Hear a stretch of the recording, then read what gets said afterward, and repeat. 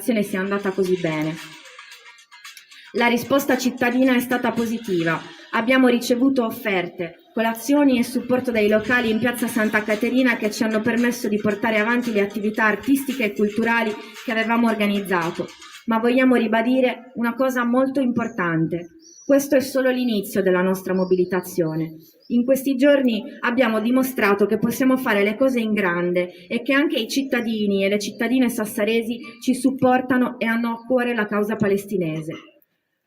Non chiediamo un cessate il fuoco, chiediamo la fine dell'occupazione sionista e il diritto di autodeterminazione del popolo palestinese. Chiediamo che il governo Meloni segua l'esempio del governo spagnolo di Pedro Sánchez, dove 76 università spagnole hanno interrotto i rapporti con Israele e dove il governo ha posto un embargo sulle armi destinate ad Israele. Fino ad allora continueremo a lottare, continueremo a mobilitarci e a parlare di Palestina. Palestina libera dal fiume al mare.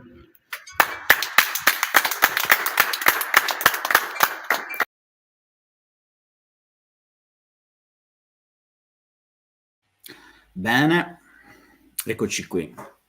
Benvenute e benvenuti a questo incontro, questo dialogo che abbiamo pensato di fare insieme agli studenti e alle studentesse per la Palestina.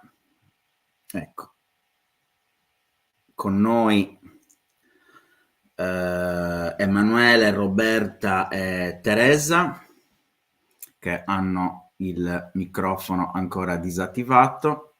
Eccoci. Bene. In diretta da Sassari, dalla mobilitazione organizzata dall'Assemblea per la Palestina. Dico due cose su questa loro iniziativa, che non nasce a Sassari, ma parte da un percorso di mobilitazioni che arriva da Bologna, da Roma, da Napoli, da Milano, da Padova, da Brescia, da Torino, da Venezia, da Firenze, da Pisa, da Palermo, da Genova, da Bari, da Ravenna. Le voglio citare tutte: Bergamo, Cosenza, Salerno e adesso anche Sassari. Sono ben 15 gli atenei in mobilitazione, se ne stanno aggiungendo anche altri che chiedono alle loro università prima di tutto di interrompere gli accordi con le aziende in Israele, con le imprese che producono armi.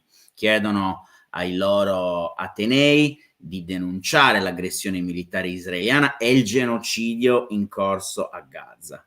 Hanno chiamato questa mobilitazione intifada studentesca, in sostegno e in risposta al movimento studentesco della Cisgiordania, che chiede agli studenti di tutto il mondo di internazionalizzare il supporto al popolo palestinese e alla società civile palestinese.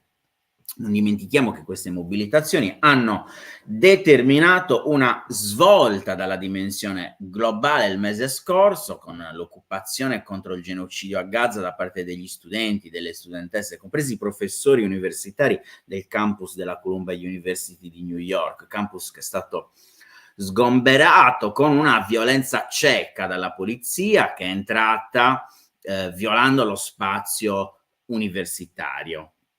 Da quel momento le mobilitazioni si sono estese, si sono allargate in poco tempo. Si sono allargate in poco tempo a partire dagli Stati Uniti, dal mondo arabo fino all'Europa, passando per la Sardegna con l'assemblea degli studenti e delle studentesse per la Palestina di Sassari. La prima cosa che mi viene da chiedere è proprio come è nata questa esperienza e chi è che compone questa assemblea. Eccoci. Sì, allora l'assemblea nasce Teresa, agli inizi di giusto? Roberta. Roberta. L'assemblea, intanto grazie per averci invitato a questo confronto.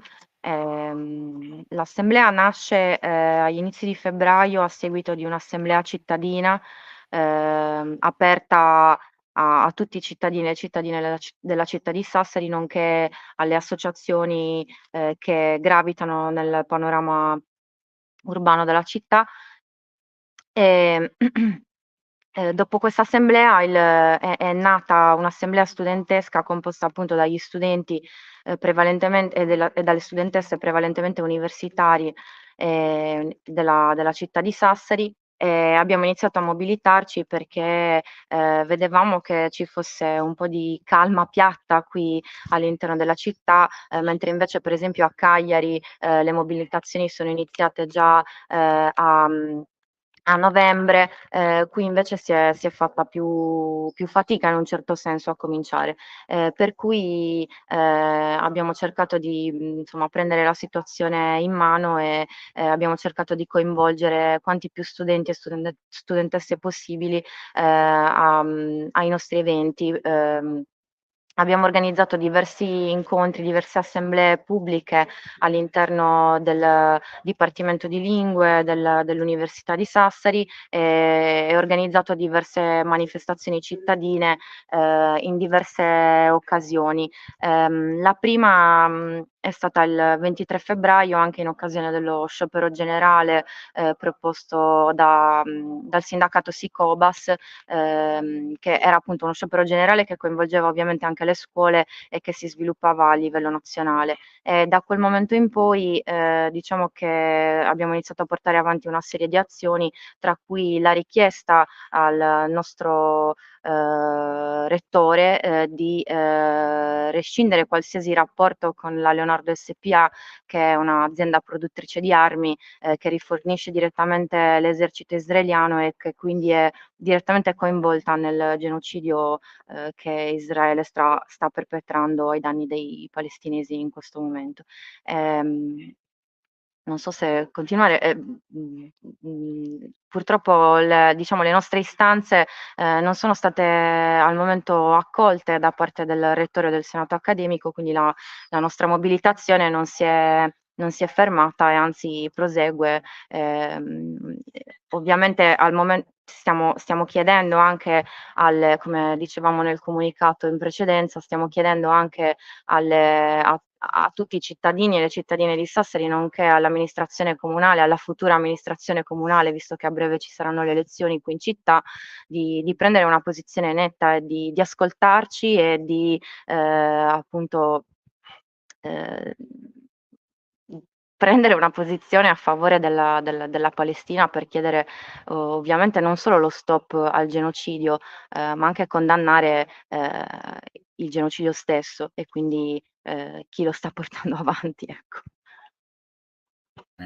Bene, ti ringrazio Roberta in merito proprio all'iniziativa che avete organizzato come assemblea degli studenti e delle studentesse per la Palestina, un corteo e una tendata che è stata definita accampata, iniziata venerdì 17 maggio, lo ricordiamo, le cui parole d'ordine sono state intifada studentesca, anticolonialismo e ricordo della Nakba.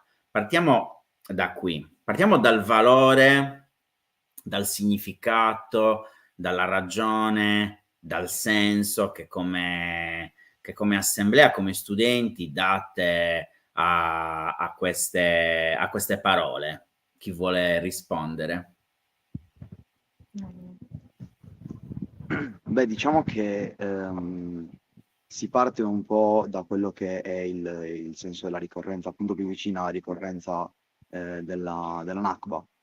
E vi è stata proprio una riflessione anche all'interno dell'assemblea, ovviamente condivisa e riprendendo un po' da quella che è la linea nelle varie università dello Stato italiano che già hai citato, andando appunto a constatare che la Nakba non è mai finita e che tutte queste problematiche, tutta questa escalation, tutto questo aggravarsi anche della situazione in Palestina e questo genocidio deriva proprio anche da questo stato coloniale, nel senso durante la nostra tendata abbiamo tenuto un po' di incontri e fatto alcune riflessioni anche di gruppo, tra cui proprio sull'entità di Israele in quanto appunto stato coloniale occidentale, genocida, ed è proprio anche sul colonialismo che siamo voluti soffermare in questo senso. E in generale c'era la necessità a Sassari, a detta nostra, di smuovere un po' quello che era l'ambiente politico, l'ambiente delle mobilitazioni cittadine da tanto tempo, e secondo noi questo può essere un primo passo anche abbastanza forte per portare avanti un percorso, insomma, per le nostre istanze. Bene. Un'altra cosa volevo chiedervi rispetto alla vostra assemblea e le decisioni che prenderete, insomma, che avete già preso. Quali sono le prossime azioni di mobilitazione che avete previsto?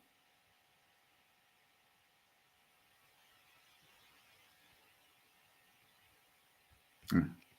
Sì, allora, diciamo che noi ovviamente siamo in contatto con i giovani palestinesi e anche questa manifestazione è stata organizzata insieme a loro e insieme all'Associazione Amicizia Sardegna-Palestina. Quindi ovviamente diciamo le istanze che portiamo avanti sono condivise con quelle del movimento dei giovani palestinesi. Non abbiamo intenzione di fermarci appunto fino a che non otterremo l'ascolto che pensiamo di meritare e soprattutto che il popolo palestinese merita, perché il nostro movimento nasce per dare voce a chi in questo momento viene inascoltato, a chi in questo momento voce non ce l'ha, o comunque gli viene negata la possibilità di avere ascolto, di avere udienza.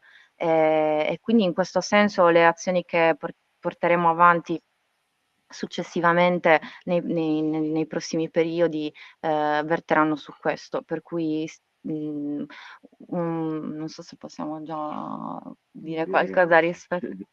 Vabbè, sicuramente ci saranno altre assemblee aperte al dibattito pubblico. A breve daremo comunicazione sui nostri canali social delle attività che appunto abbiamo programmato per il breve periodo e poi sicuramente scenderemo in piazza, continueremo a scendere in piazza fino a che non riusciremo a fermare il genocidio e farci ascoltare e far ascoltare la Palestina.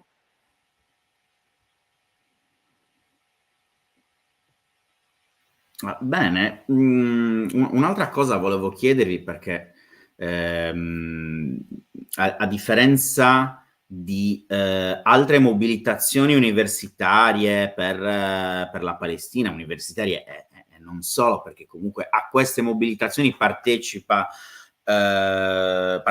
tutte le dimensioni sociali della società, insomma, dal mondo della conoscenza al mondo della cultura, al mondo politico ed è giusto così. La Sardegna, non so qual è il vostro orientamento, come la pensate, si caratterizza per una connessione dei conflitti sociali esistenti nella nostra isola delle disuguaglianze. Mi riferisco per esempio alla manifestazione che si svolgerà il 2 di giugno, organizzata da Aforas, e che raccoglie e che connette questi conflitti sociali esistenti che vanno dall'occupazione militare della Sardegna, dalla presenza delle basi militari, dalla presenza della fabbrica di bombe, dalla presenza delle esercitazioni militari che avvelenano il nostro territorio, dalla presenza di elementi di speculazione